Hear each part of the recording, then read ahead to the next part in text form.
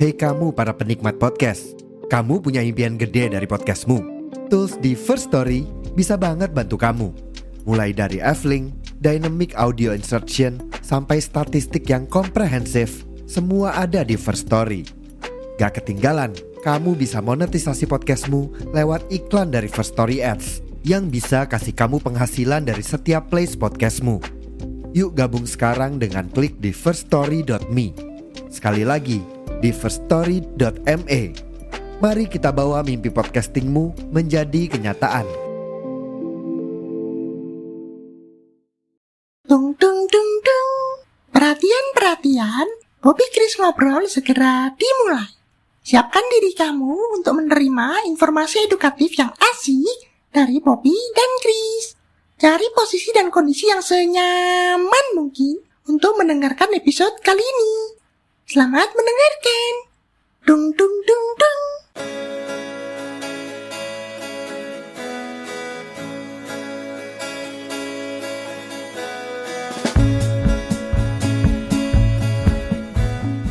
Selamat datang di Omi, obrolan minggu ini. Segmen yang akan membuat kamu lebih termotivasi, terinspirasi, dan lebih semangat menjalani hari-hari kamu. Semoga kamu selalu sehat dan tetap semangat ya.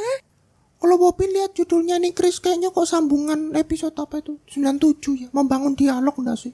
Ya nggak disengaja sih, tapi ya jangan cocokologi juga. Tapi bisa jadi gitu, karena ada hubungannya ya. Karena kan dialog itu dibangun di awal pembicaraan, lalu ada relasi. Setelah terbentuk sebuah relasi, harus ditumbuhkan dan dijaga supaya makin kuat dan lebih sehat relasinya. Oh iya. Kalau Sobat Boci mau denger lengkapnya atau lupa ya, itu episode 97 bahas apa ya, bisa dengerin lagi ya. Ini sumbernya dari buku yang sama dong, apa itu? Lupa. Bukan dari Crucial Conversation. Ini jelas beda. Bukunya agak tua sih ini karena deket-deket aku lahir ya. 90-an bukunya itu. Agak panjang sih judulnya, biar aku baca. The 7 Principles for Making Marriage Work dari John Gottman dan Nan Silver. Oh itu ya judulnya. Bentar, bisa diulang lagi gak sih? The 7 Principles for Making Marriage Work dari John Gottman dan Nan Silver. Bobby kok denger ada marriage ya, berarti bahas orang nikah lah itu. Iya benar. Sebenarnya bukunya bahas tentang hubungan pernikahan sebenarnya, yang baik dan sehat. Lah Chris kan belum nikah, jomblo lagi. Jangan buka rahasia dong. Ya memang sekarang ya bener sih lagi jomblo sih, enggak itu ya. Ya kan kebenaran itu harus diberitahu. Iya enggak perlu juga di sini. Oh iya. Nah, jadi memang kondisi sekarang lagi jomblo pasti rekam ini. Tapi pembahasan bukunya ini aku ambil dari penulis yang sudah meneliti sekitar 25 tahun lah untuk membuat buku ini. Oh, berarti gitu ya. Berarti sudah expert gitu ya yang buat ya. Iya, bisa dibilang gitu. Ya, siapa tahu kan Sobat Boci di luar sana mikirnya Chris itu kurang kredibel bahas pernikahan. Kok tiba-tiba nggak ada angin, nggak ada hujan bahas pernikahan. Iya sih sebenarnya, tapi relasi ini nggak cuma untuk pasangan atau relasi, meskipun bukunya khusus bahas itu ya. Tapi hubungan personal seperti pertemanan dengan orang tua dan anak dan orang tua, itu bisa juga menggunakan penjelasan yang ada di buku ini. Oh iya kak? Ya udah langsung dibahas aja Chris. Bobby kan masih kecil, nggak tahu lah banyak pernikahan ini bahas apa. Oke. Nanti tapi kalau mau tanya boleh aja ya. Oke, siap.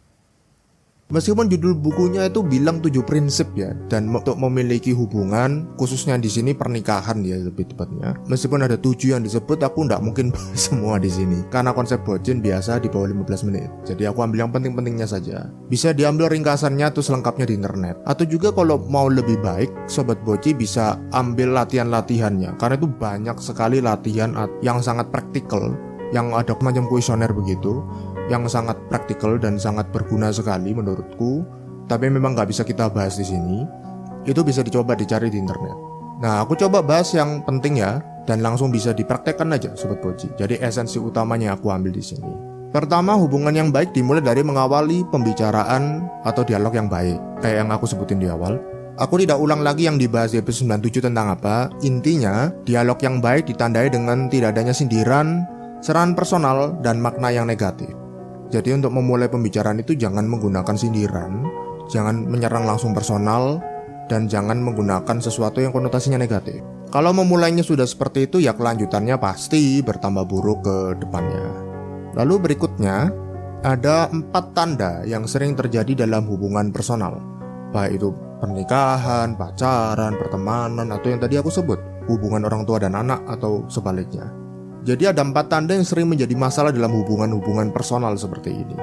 Nah, tanda-tandanya itu ada 4, yaitu mengkritik, menghina atau mengejek, bersikap defensif, dan terakhir bersikap tidak peduli atau tidak berinteraksi dengan lawan bicara. Nah, 4 sinyal masalah hubungan ini terjadi secara berurutan. Jadi mulai dari mengkritik, menghina, defensif, lalu tidak peduli atau tidak mau berinteraksi. Ayo kita bahas soal mengkritik. Yang pertama ya, tanda pertama, bahwa orang itu sering menyalahartikan atau tidak bisa membedakan kritik dengan komplain. Oh, bukannya sama aja ya? Tujuannya kan sama-sama memberi masukan dengan cara yang kurang enak gitu. Ada bedanya, Bobby. Kalau komplain itu lebih ke kita komentar atau memberikan masukan untuk perbuatannya atau tindakannya, fokusnya lebih di situ. Kritik itu lebih ke pribadi orangnya. Oh, agak bingung sih, Bobby ya. Bisa dikasih contohnya enggak, Chris? Ngomongnya kayak gimana, komplain mana, kritik mana gitu. Misal kasusnya tuh lupa buang sampah di malam hari gitu ya. Contoh komplain kurang lebih kalimatnya seperti ini. Tiap malam pasti kamu lupa buang sampah habis makan malam. Kan harusnya tugasmu yang buang. Nah, percakapan atau kalimat seperti itu fokus kepada masalahnya, yaitu yang buang sampah itu, dan tentang tugasnya. Entahkah yang cowok atau cewek atau yang apapun lah itu ya. Sedangkan kritik itu ucapannya seperti ini. Aku selalu buang sampah tiap malam, kamu gak pernah peduli dengan urusan rumah. Nah, itu kan beda ya. Jadi, kritik itu lebih personal. Karena langsung ngomong tidak pernah peduli dengan urusan rumah. Mengeneralisir gitu, salah satu contohnya seperti itu. Oh iya ya, jadi kerasa ya bedanya ya. Gak berhenti sampai mengkritik. Tadi ada 4 ya, dan itu jalan berurutan atau masalahnya berlanjut menjadi tanda yang kedua, yaitu menghina atau mengejek. Berkata-kata kasar atau makian, mengolok-olok, merendahkan, berkata sinis, dan yang lain-lain termasuk di dalam itu. Menyerang orang lebih agresif gitu sih, ya kan enggak, Chris? Iya, betul-betul. Lanjut ke yang ketiga ya, yaitu sikap defensif. Defensif di sini ada 2 perspektifnya.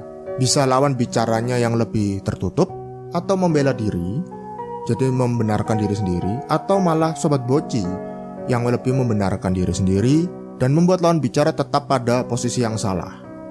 Oh, itu tadi sudah 3 ya. Pertama itu tentang mengkritik, kedua menyerang personal, lebih agresif, yang ketiga itu tadi adalah defensif. Nah, berarti tinggal 1 ya terakhir ya. Iya, sisanya adalah yang paling ultimate atau yang paling terakhir dalam hubungan, dalam masalah dalam hubungan atau tanda-tanda dalam hubungan yang tidak baik, yaitu bersikap tidak peduli dan tidak mau berinteraksi. Nah, contohnya kayak gimana tuh, Chris? Sebenarnya istilah bahasa Inggrisnya itu menggunakan kata stonewalling. Stone batu, wall tembok. Jadi sikapnya seperti tembok batu yang mati gitu. Jadi kayak diajak ngomong tidak menanggapi, tidak memunculkan ekspresi apapun, menjauh dari percakapan, atau pergi ke tempat lain supaya tidak ngobrol gitu. Intinya tidak menggubris gitu ya. Nah, tentu saja untuk menghindari masalah, dan pastinya hal seperti ini membuat hubungan jadi lebih buruk. Nah, terus ada nggak solusinya, Chris? Kalau tadi sudah ada 4 tanda tadi, solusinya gimana dong? Ada 4 langkah juga yang bisa Sobat Boci lakukan untuk menghindari masalah-masalah klasik tadi dalam hubungan personal Sobat Boci. Pertama, Sobat Boci perlu memahami, mengerti dan mengapresiasi atau menghargai lawan bicara, entah itu pasangan, sahabat, orang tua, atau anak. Belajar mengerti dunianya dan hal-hal di dalamnya. Jadi kita perlu untuk melihat perspektif orang lain dengan kacamata dia lah. Jadi melihat orang lain dengan perspektif diri sendiri. Jadi belajar mengerti apa yang dia dimaksudkan A, apa yang dimaksud dia B, nanya apa untuk dia. Termasuk juga hal-hal yang lebih esensial ya, seperti pandangan, pendapat, nilai-nilai, tanpa perlu menghakimi dan menentukan itu benar atau salah. Yang kedua, Sobat Boci bisa saling memperhatikan satu sama lain agar hubungannya makin harmonis, makin kuat, bahkan dalam hal-hal yang kecil dan sepele. Hal-hal kecil ini seperti mengingatkan untuk makan, memberi kabar satu sama lain, jauh lebih besar peranannya, lebih besar artinya dibandingkan kita langsung menyiapkan hal yang besar seperti liburan bersama, makan malam atau ngedate khusus di restoran, lalu anniversary dan segala macamnya. Ada yang kecil-kecil itu ternyata pengaruh juga loh. Nah, berarti tapi kalau kecil-kecil terus kan nanti resek kan. Rese. Iya, nanti kan rese, nanti mengganggu. Masa semua diomongin terus itu? Ini aku lagi makan, aku lagi minum, aku lagi ke kamar mandi. Masa diomongin terus? Ya enggak sampai segitunya juga, itu posesif nanti. Tujuan hal-hal kecil tadi, yang hal-hal perbuatan kecil atau sepele remeh-temeh, itu untuk mengisi semacam bank emosi dalam hubungan tersebut. Jadi kalau ada masalah, bank emosi ini bisa sebagai ban serepnya atau bahan penggantinya atau untuk menanggulangi masalah dalam hubungan tersebut. Nah, langkah ketiga ini mungkin agak kontroversial khususnya untuk yang para cowok atau yang lebih patriarki gitu ya, sistemnya ya. Yang ketiga ini adalah membiarkan sobat boci dalam hubungan personal itu dipengaruhi oleh orang lain. Nah, maksudnya bukan kayak semua nurut-nurut aja gitu ya. Apa yang diomongin pasangan, diomongin sahabat, itu semua diiyakan aja. Meskipun berbeda dengan prinsip, berbeda dengan nilai-nilai kita, itu langsung iyakan, enggak. Tapi maksudnya lebih melibatkan orang lain dalam memutuskan sesuatu. Meskipun sobat boci kurang setuju begitu ya.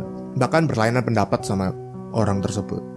Tapi kita libatkan orang lain dalam membahas itu. Jadi saling berbagi satu sama lain. Nah, untuk selain mengerti satu sama lain juga melibatkan orang lain itu juga krusial dalam sebuah hubungan untuk menjadi sebuah kesatuan atau sebagai satu tim. Karena kalau sudah dalam pasangan, apalagi sudah menikah ya, itu konteksnya itu menjadi satu tim begitu. Bukan jadi aku dan kamu begitu ya, tapi jadi kita. Nah, yang terakhir adalah melakukan hal-hal untuk memperbaiki keretakan atau problem dalam hubungan. Jadi kita tahu pasti ya setiap kita lemah, punya kekurangan, pasti buat salah. Yang penting adalah mencoba memperbaiki itu. Bukan tambah dikomporin, tambah dibesar-besarkan, jadi masalah gitu. Seperti yang 4 tanda tadi yang disebutkan di depan. Jadi caranya memperbaiki itu pasti minta maaf ya. Lalu kedua, sampaikan perasaan sobat boci sebenarnya. Nah, karena sobat boci yang menarik di sini, kita itu seringkali meskipun sudah hubungan lama ya, tapi merasa nggak sih bahwa ada beberapa segi yang kita bahkan belum tahu dari pasangan kita atau dari teman kita atau dari sahabat kita. Kadang kita ada yang kita nggak tahu gitu.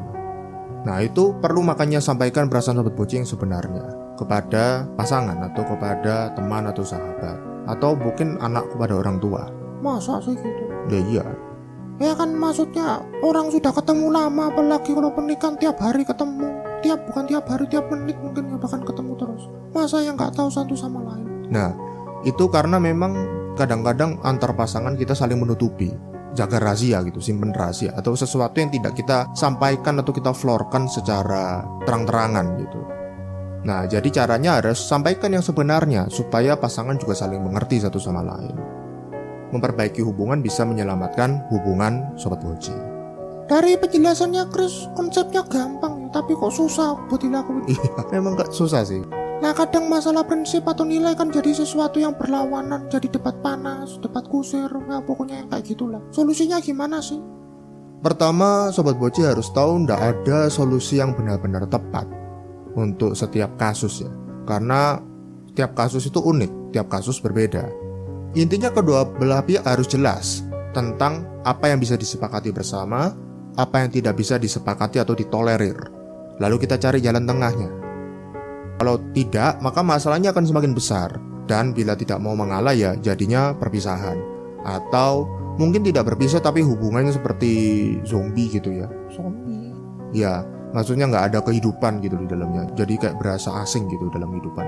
Oh, memang ada kayak gitu. Apa menikah atau punya pasangan berlama-lama bertahun-tahun tapi kayak zombie gitu? Ya ada lah gitu. Di searching baca-baca gitu loh, biar tahu. Ya kan aku kan gak tahu. Sekolah aja enggak. Iya bener juga sih. Jadi lebih menerima dan mengerti pandangan dan nilai satu sama lainnya. Iya betul Bobby. Bobby akhiri episode kali ini dengan quote of the day dari Epicurus. You don't develop courage by being happy in your relationship every day. You develop it by surviving difficult times and challenging adversity. Hubungan yang bahagia muncul dengan bertahan melewati waktu-waktu sulit dan menghadapi tantangan yang berlawanan. Apapun kondisi hubungan sobat boci dengan pasangan atau sahabat saat ini, tetap bertahan dan menghadapi masalah yang ada bersama-sama ya. Share episode ini ke teman-teman sobat boci ya. Boleh juga komen dan review Pocin di platform-platform audio. Pastikan kamu lebih baik dari kemarin.